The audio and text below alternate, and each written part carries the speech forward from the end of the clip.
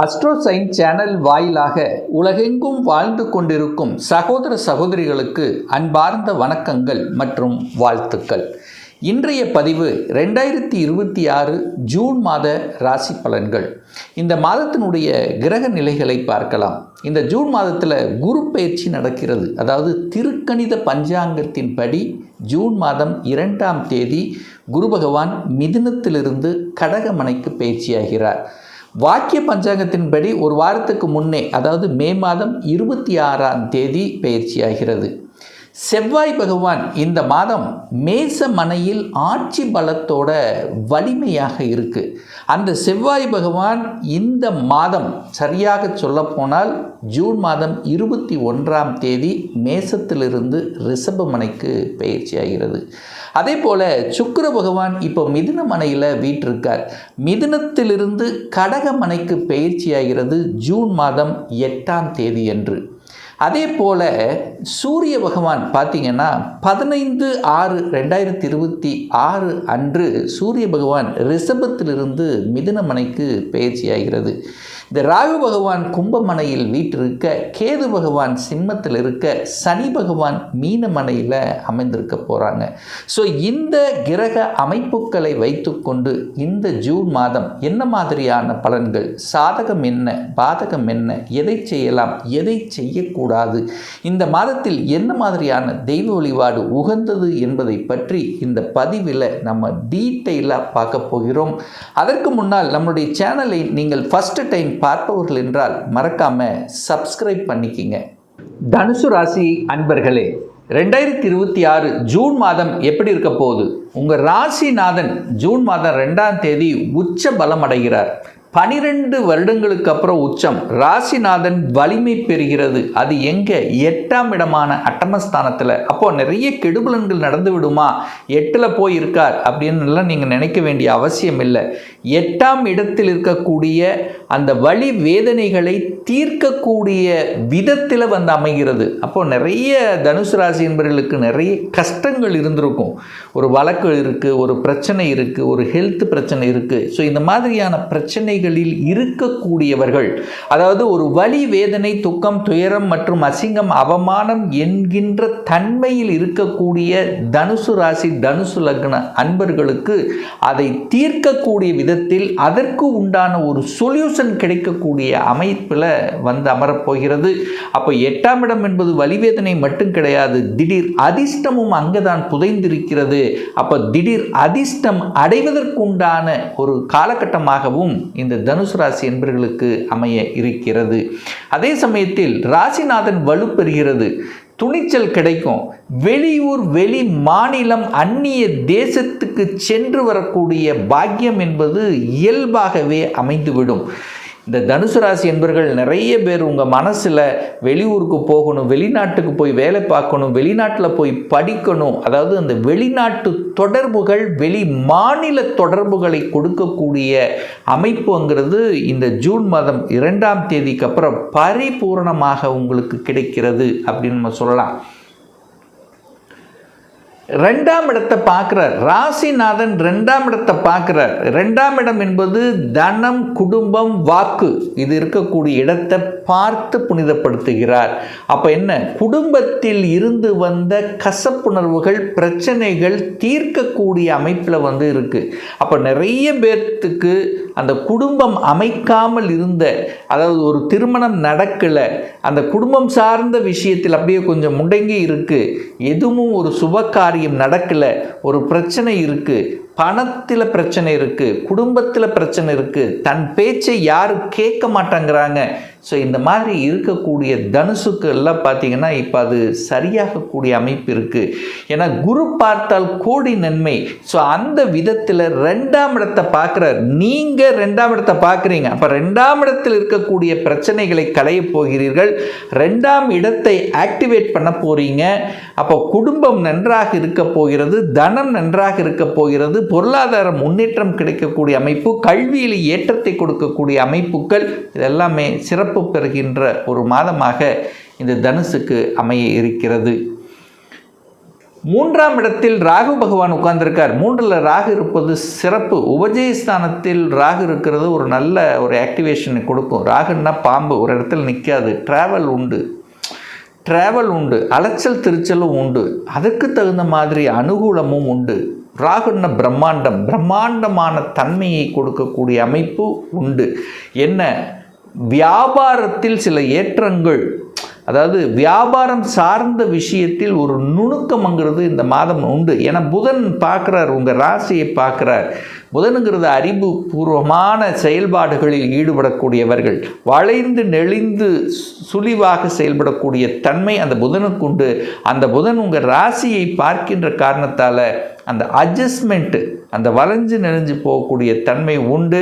அதே சமயத்தில் அறிவுபூர்வமான செயல்பாடுகள் திருப்திகரமாக இருக்கக்கூடிய அமைப்பு. அப்போ கன்சல்டன்சி, கமிஷன் சார்ந்த விஷயங்கள் சிறப்பு பெறுகின்ற ஒரு மாதம். 4ஆம் இடத்தில் ராகு பகவான், அதாவது சனி பகவான் உட்கார்ந்திருக்கார். 4ல் சனி.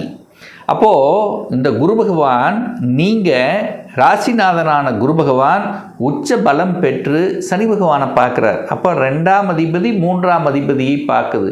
அப்போ 2ஆம் அதிபதி 3ஆம் அதிபதி ஆக்டிவேட் ஆக போகிறது. அப்போது வீட்டில் இருந்து வந்த குறைகள் நிவர்த்தி ஆகிறது. ஒரு வீடு விற்கல, அல்லது வீட்டில் ஏதோ ஒரு வகையில் ஒரு உபத்திரம் இருந்து கொண்டிருக்கிறது, அந்த வீட்டு வேலை செய்யணும்னு நினச்சாலே ஏதோ ஒரு பிரச்சனை வருது. ஸோ இந்த மாதிரி இருக்கிறவங்களுக்கெல்லாம் இப்போ அதெல்லாமே சரியாக போகிறது. அப்போ குடும்பத்தில் விட்டு பிரிந்தவர்கள், குடும்பத்தில் அதாவது உங்களுடைய சொந்த வீட்டில் இருக்க முடியாதவர்கள் இப்போல்லாம் சொந்த வீட்டுக்கு வரக்கூடிய அமைப்புகள் சந்தர்ப்பங்களை உருவாக்கும். அதே சமயத்தில் பழைய வாகனங்கள் இருக்கின்றவர்கள் கூட இப்போ புதிய வாகனங்கள் வாங்கக்கூடிய அமைப்பு உண்டு. ஒரு நிலம், அதாவது ஒரு காலி இடமாவது வாங்கணும் அப்படிங்கிற எண்ணம் உங்கள் ஆழ் மனதில் பரிபூர்ணமாக விழும். ஏன்னா குரு பார்க்குறார், நீங்கள் பார்க்குறீங்க, 4ஆம் இடத்தை பார்க்குறீங்க, தனாதிபதியை பார்க்குது. தனக்காரகனான குரு பகவான் தனஸ்தான அதிபதியான சனி பகவானை பார்க்குது. அப்போ நிலத்தில் இன்வெஸ்ட் பண்ணக்கூடிய யோகம், இடத்தில் இன்வெஸ்ட் பண்ணக்கூடிய யோகம், புதிய வாகனங்கள் வாங்கக்கூடிய யோகம் என்பது இந்த மாதம் சிறப்பு பெறுகிறது தனுசு ராசி அன்பர்களுக்கு. 5ஆம் அதிபதி வலிமை பெறுகிறது, செவ்வாய் வலிமை. பூர்வ புண்ணியஸ்தானத்தின் அதிபதி, பஞ்சமஸ்தானத்தின் அதிபதியான செவ்வாய் ஆட்சி பலம். குழந்தைகள் நன்றாக இருக்கப் போகிறார்கள். குழந்தைகள் கனவு நிறைவேறப் போகிறது. குழந்தைகள் படிப்பு, ஆசைப்பட்ட படிப்பு படிக்கப் போகிறீர்கள். அப்போது அந்த படிப்பு சார்ந்த விஷயத்தில் இருந்து வந்த தடைகள் விலகப் போகிறது. குழந்தை பாக்கியம் இல்லாத தம்பதிகளுக்கு குழந்தை பாக்கியம் கிடைக்கக்கூடிய அமைப்பு. இத்தனை நாள் ஒரு வழியை கொடுத்து கொண்டிருந்தது, குழந்தை பாக்கியம் மட்டும் கிடைக்கலையே என்கின்ற ஏக்கத்தில் இருக்கக்கூடிய அத்தனை தனுசுக்கும் ஒரு நல்ல செய்தி உங்கள் காதுக்கு அல்லது உங்கள் குடும்பத்துக்கு மகிழ்ச்சி தரமான ஒரு செய்தியை கொடுக்கக்கூடிய அமைப்பு இந்த ஜூன் மாதம் நிச்சயமாக உண்டு அப்படின்னு நம்ம சொல்லலாம். பாக்யாதிபதி, பாக்கியத்தை கொடுக்கக்கூடியவன் யார் அப்படின்னா இந்த தனுசுக்கு சூரிய பகவான் தான். இப்போ 6ல் இருக்கார். 15ஆம் தேதி 7ஆம் இடத்துக்கு போயிடுறார். அப்போது நிச்சயமாக இந்த தன்னம்பிக்கை பெருகும். சூரியனைப் போல இருக்கக்கூடிய தன்மை, அதிகாரம் கிட்டும், அட்மினிஸ்ட்ரேஷன் கிட்டும், கௌரவம் கிட்டக்கூடிய அமைப்புகள் எல்லாமே உண்டு. இதுவரைக்கு தான் யார் என்று வெளி உலகத்துக்கு தெரியாமல் இருந்தால் கூட இப்போ இந்த ஜூன் மாதம் 15க்கு அப்புறம் அப்படியே உங்களுடைய மதிப்பு கூட்டக்கூடிய, உங்களுக்கு ஒரு கௌரவம் கிடைக்கக்கூடிய, புகழை கிடைக்கக்கூடிய, அந்தஸ்து கொடுக்கக்கூடிய, சூரியனைப் போல இருக்கக்கூடிய, சூரியன் எப்படி உலகத்தையே சுற்றி வருகிறதோ அதே போல சுற்றி வரக்கூடிய அமைப்புகள், சூரியன் அதிகாரம் கிடைக்கக்கூடிய தன்மை, அந்த ஸ்ட்ரைட் ஃபார்வர்ட், இதெல்லாமே இந்த தனுசுக்கு இந்த மாதம் நிச்சயமாக உண்டு அப்படின்னு தான் நான் சொல்லுவேன். அதே சமயத்தில் புதனும் அங்கே ஆட்சி பலத்தோடு இருக்கார். 7ஆம் அதிபதி வலிமையாக இருக்குது, மனைவி ஸ்ட்ராங்காக இருக்கிறது, 10ஆம் அதிபதியும் அதே புதனாக இருக்கிறது. வேலை மாற்றம், உத்தியோக மாற்றம், ஊர் மாற்றம், இடமாற்றம், இந்த மாதிரி மாற்றங்கள் எது வந்தாலும் அது ஏற்றுக்கொள்வதும் சிறப்பு தான். அப்போது நல்ல வேலை கிடைக்கப் போகிறது, வேலையில் சில மாற்றங்கள் கிடைக்கப் போகிறது, ஒரு சிலருக்கு ப்ரமோஷன் கிடைக்கப் போகிறது, ஒரு சிலருக்கு இடமாற்றம் கிடைக்கப் போகிறது, ஒரு சிலர் வெளியூருக்கு சென்று வரக்கூடிய பாக்கியங்கள், ஒரு சிலருக்கு அரசு சார்ந்த விஷயங்கள் நல்லவைகள் நடக்கக்கூடிய, அரசு ஒப்பந்தங்கள் கிடைக்கக்கூடிய, அரசினால் ஆதாயங்கள் கிடைக்கக்கூடிய அமைப்புகள் எல்லாம் சிறப்பு பெறுகிறது இந்த தனுசு ராசி அன்பர்களுக்கு. சார், குரு ராசிநாதன் போய் 8ல் மறைஞ்சிட்டாரே, அப்போ ஏதாவது ஒரு கெடுபலன் வந்துருமா அப்படின்னா நீங்கள் பயப்பட வேண்டியதில்லை. என்ன, நீங்கள் போய் 8ஆம் இடத்தில் இருக்கிறதுனால ஊரை விட்டு வெளியே நகரக்கூடிய, ஊரை விட்டு வெளியே போய் பிழைக்கக்கூடிய தன்மைகளை உருவாக்கும். அப்போ யாருக்கெல்லாம் இந்த தனுசு ராசி என்பர்கள் உங்கள் ராசி அதிபதி 6, 8, 12 இப்படியெல்லாம் உங்கள் சொந்த ஜாதகத்தில் இருக்கிறதோ அவர்களெல்லாம் கண்டிப்பாக உங்கள் பிறந்த ஊரை விட்டு வெளியே சென்றிருக்கக்கூடிய அமைப்புகள் நிச்சயமாக, அது 100% நிச்சயமாக இருக்கும். அதில் மாற்று கருத்து என்பது இல்லை. பட் இப்போ கோச்சார ரீதியாக உங்கள் ராசிநாதன் 8ல் இருக்கிறதுனால கண்டிப்பாக நகருவீர்கள்.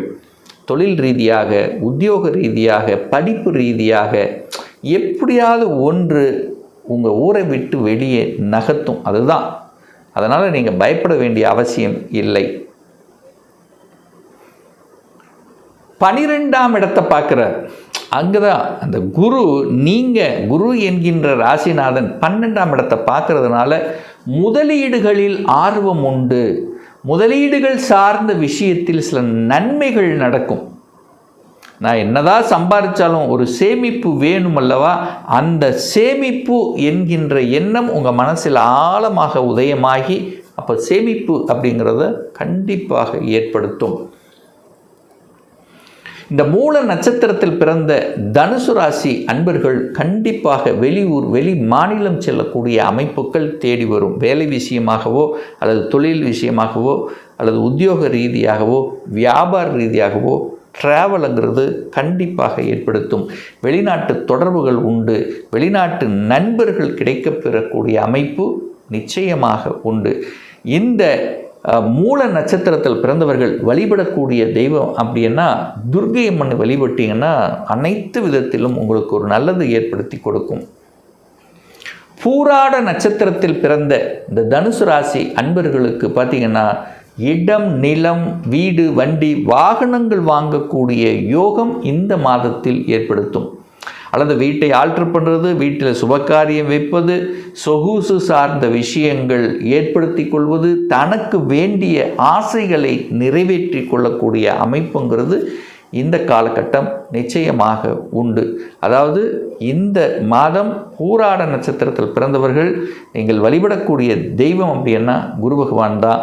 தட்சிணாமூர்த்தியை வியாழக்கிழமை தோறும் நீங்கள் வழிபட்டு வந்தீங்கன்னா இன்னும் சில நல்ல சேஞ்சஸ், மாற்றங்கள் நிச்சயமாக உண்டு. உத்திராட நட்சத்திரத்தில் பிறந்த தனுசு ராசி அன்பர்களுக்கு அரசு காரியங்கள் வெற்றி, அரசு எக்ஸாம் எழுதக்கூடிய தன்மைகள், ஒருத்தருக்கு ஸ்டேட் டு சென்ட்ரல் கவர்மெண்ட் அப்படியே ஒரு டிரான்ஸ்ஃபர் கிடைக்கக்கூடிய அமைப்பு, அதிகாரம், அட்மினிஸ்ட்ரேஷன், தலைமை பண்பு, MBA படிக்கணுங்கிற ஆர்வம், அரசு எக்ஸாம் எழுதணுங்கிற எண்ணங்கள் இதெல்லாம் கண்டிப்பாக ஏற்படுத்தும். இதில் எந்தவித மாற்று கருத்தும் இல்லை. அதே சமயத்தில் ஒரு நல்ல பாக்கியம் எனக்கு கிடைக்கணும் அப்படின்னா முருகப்பெருமானை சென்று வழிபடுவது அந்த குழந்தைகளால் ஒரு நல்ல பாக்கியம் ஏற்படுத்துங்கிறதுல எந்தவித மாற்று கருத்தும் கிடையாது. இன்னும் ஒரு துல்லிய பலன் உங்களை பற்றி தெரிஞ்சுக்கணும். 2026 எப்படி இருக்க போகுது? 2026இல் சொந்த தொழிலா இல்லை வேலையா? சொந்த தொழில்னா எப்போ ஆரம்பிக்கலாம்? வேலையில் எப்போ ப்ரமோஷன் கிடைக்கும்? +2 முடிச்சிட்டேன், எந்த கோர்ஸ் எடுத்து படிக்கலாம்?